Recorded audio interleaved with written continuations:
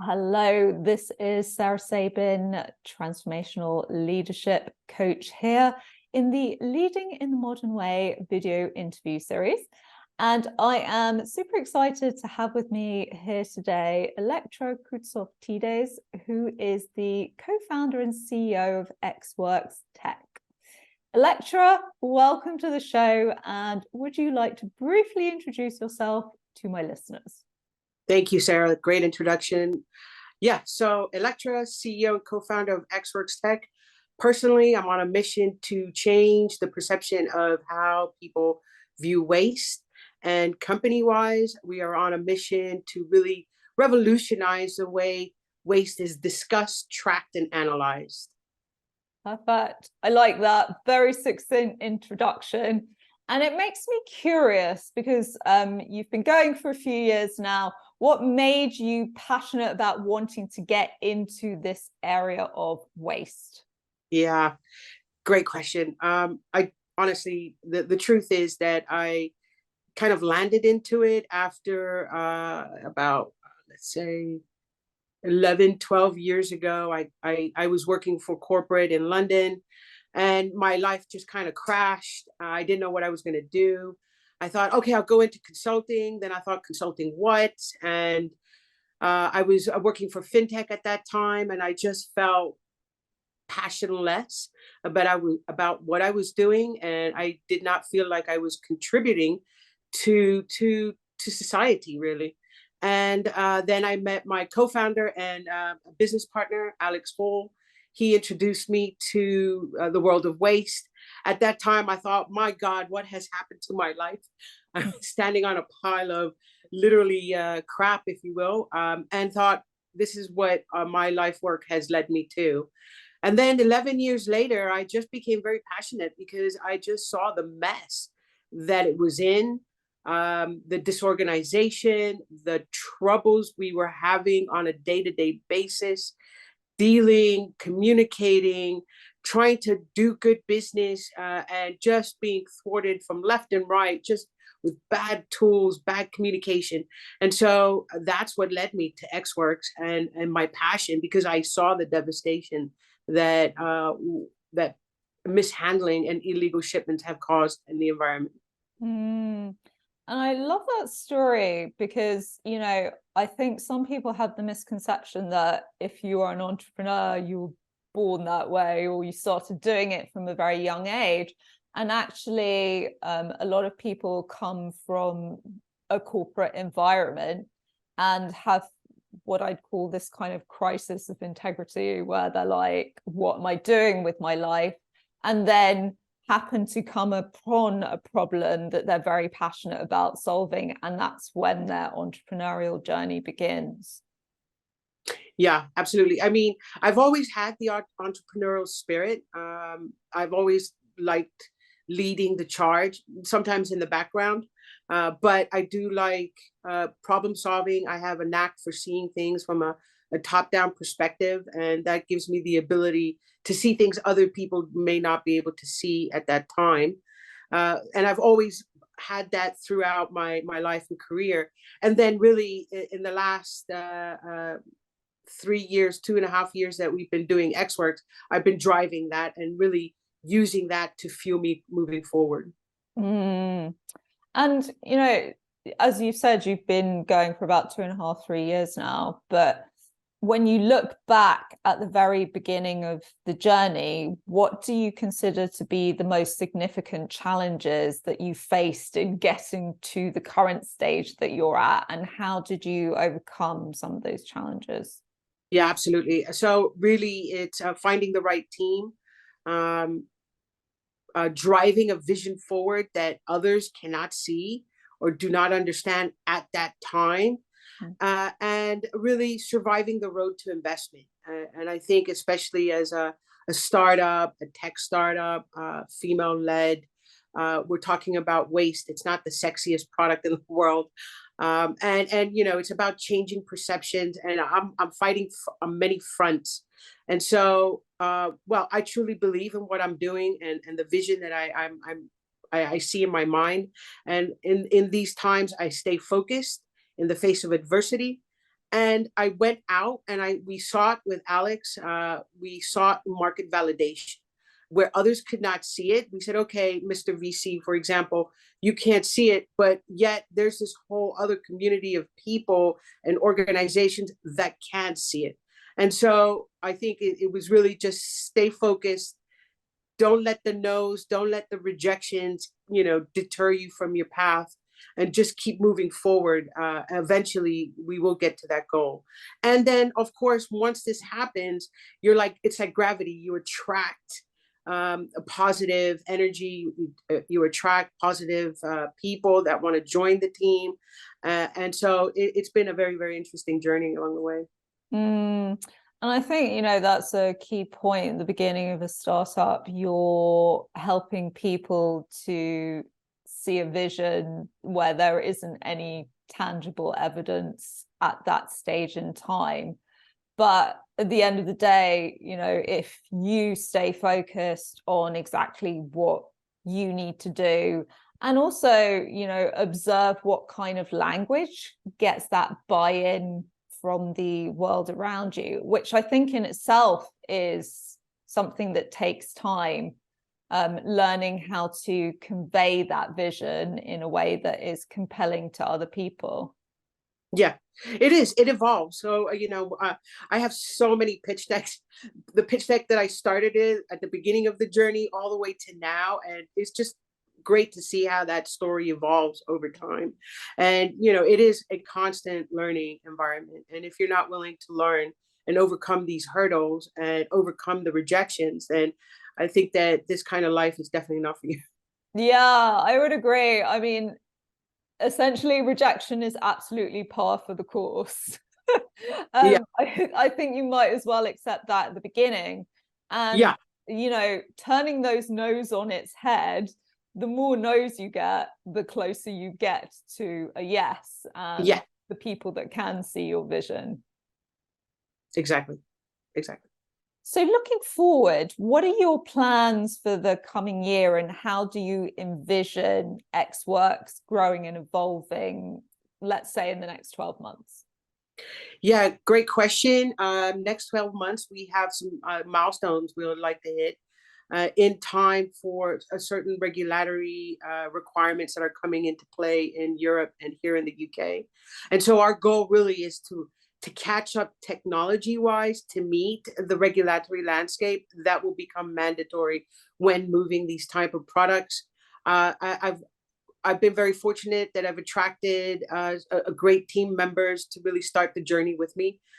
In this new phase, we had some older team members, they've now left, and we have some new team members, and they're super excited about what we're doing. And we just recently got endorsement from the United Nations as well. And so this is really fueling our milestones and our goals to hit for Q3 next year. Congratulations on the UN.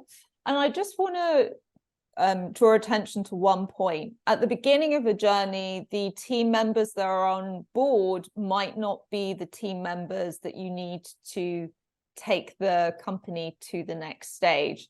So I'm really glad you brought up that point. As you evolve as well, it becomes more clear what team members are needed going forward.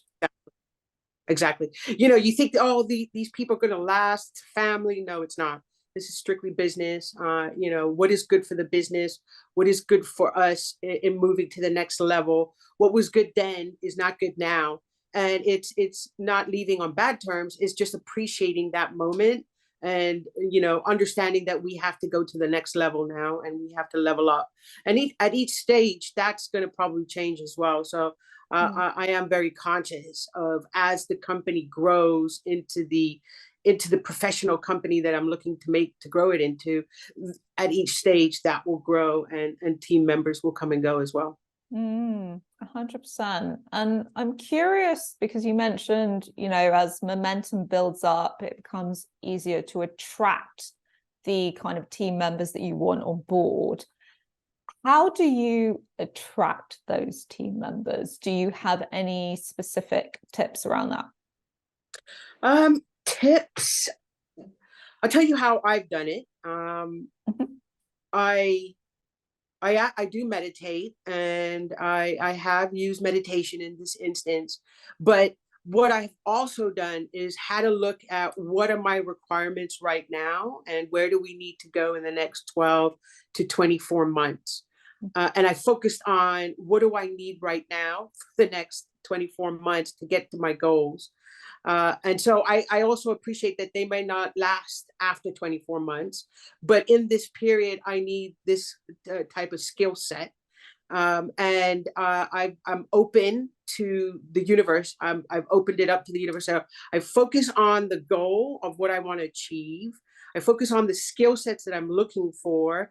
And then I open it up to the universe. I said, okay, now I'm ready to receive information of the different parties that can help me achieve this. And because I'm open to opportunities, I will have conversations with just about anybody if it makes sense. And if I think that it's going to lead me down a path that I'm looking for. So I'll have these conversations, and, and one thing leads to another. And this is how they come to me. It's like I'm a beacon, and they come to me and they say, hey, I'm interested to join. And okay, I'm like, okay, well, let's exchange a bit of information. And I realize that's what I'm looking for. So it's been it's been quite interesting to attract it in this way, as opposed to putting up a sign that says I'm looking for this, and which actually gives you way too much information sometimes, and you have to weed through that on some cases. I love that concept of being more open, because you're right, you can approach it from the perspective of, I need someone with this job title and they're going to do X, Y, and Z. But in so doing, in looking at it very narrowly, you miss seeing other things that you potentially need, and you miss out on conversations as well if you have a very narrow view of who you need to talk to. So yeah. I like that approach for its openness. In terms of skills, as you say, it depends on what you need at that stage in time. And it might be that you bring someone on board that works now, and in 24 months, maybe they evolve into a slightly different role in the company. Yeah. I think it's good to regularly review, what do I need now at this stage in time? And I'm not sure how many people really sit down and do that exercise. The more logical way of thinking about it is, okay, well, I need X, Y, and Z because these are the things that people usually have in a company, but that might not necessarily suit you and where you're at. Yeah, well, I learned that kind of early on in the early days with the first set of team that we had.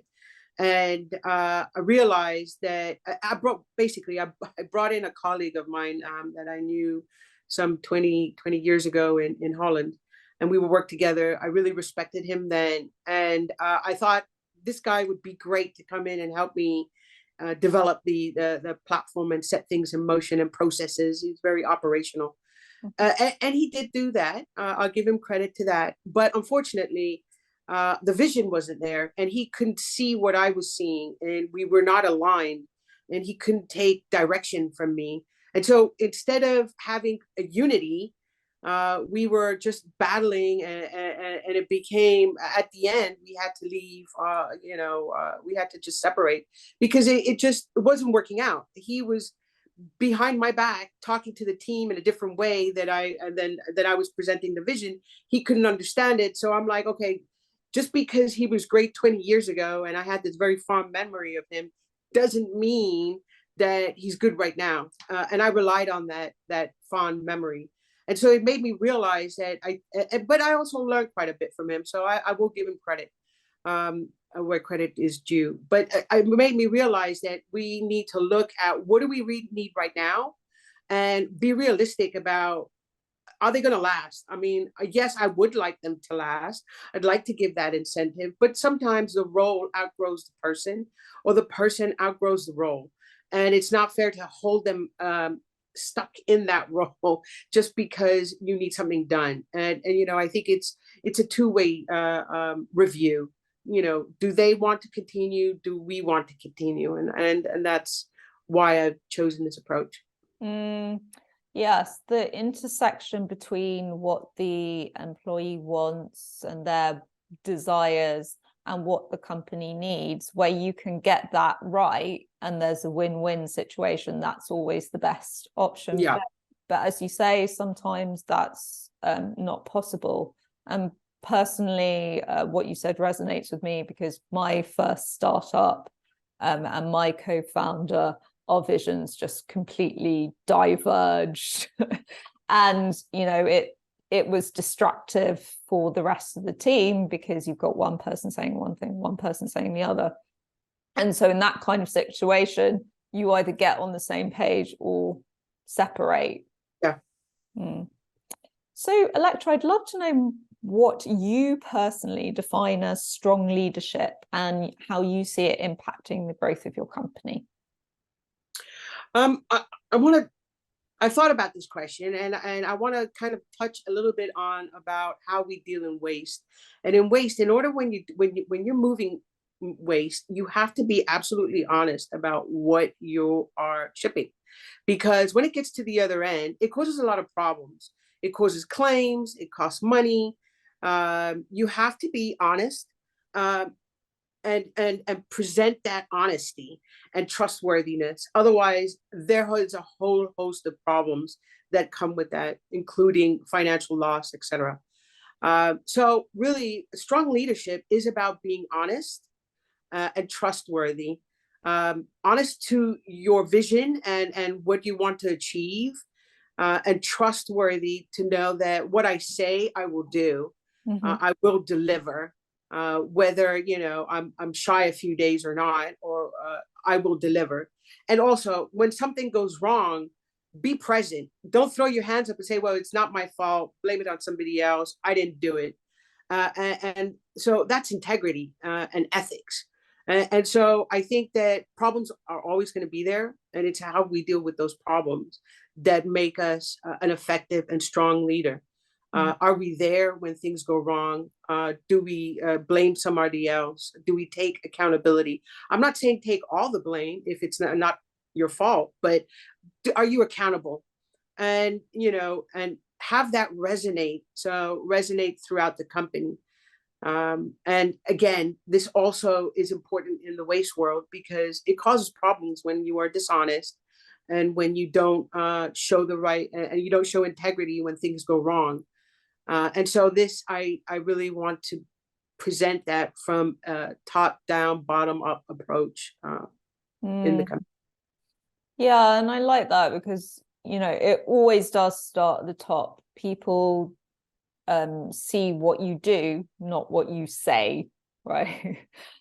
So essentially, if you are honest, if you act in integrity, then you're building a culture of leadership within your company. You're building a culture that says, okay, we're not going to pass off the blame onto someone else. We're actually going to find a solution to this thing without stopping to point fingers at everyone else, because actually that process takes away from actually solving a problem.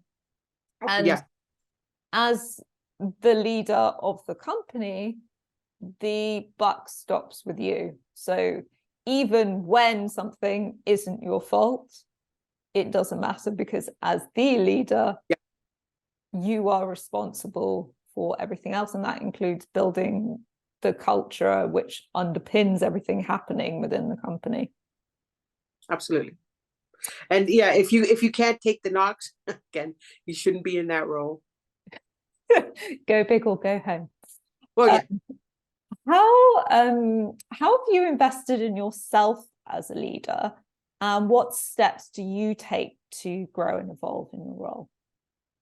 I love learning, so I do read a lot, but I also I am all about self-love and self-care. I do believe that taking care of the body and exercising, it helps me with my mental state.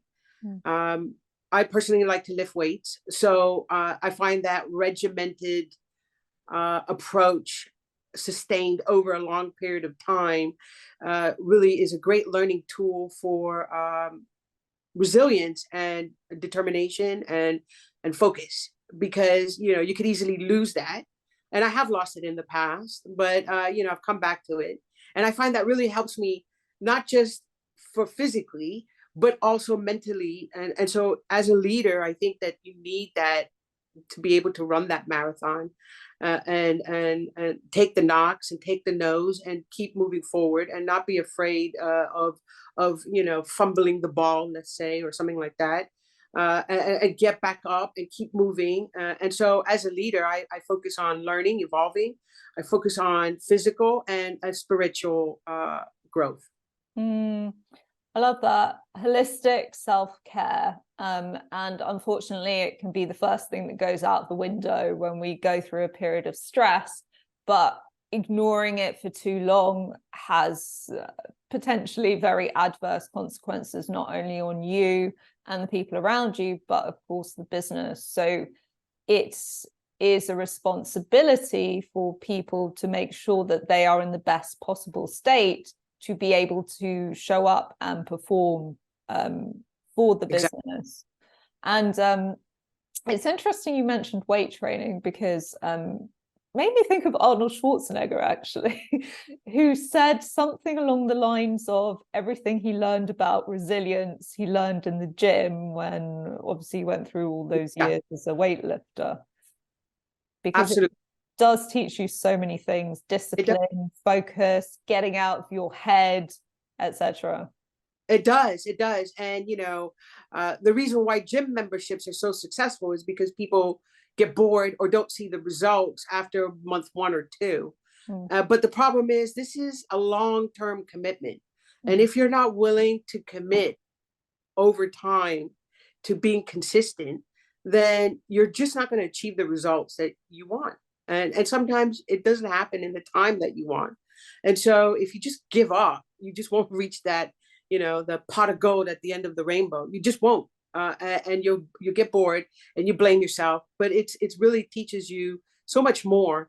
And that's what I found over my lifetime, because I did stop for a period of time, and I realized I shouldn't have done that, because I kind of stepped back and went back in steps, if you will.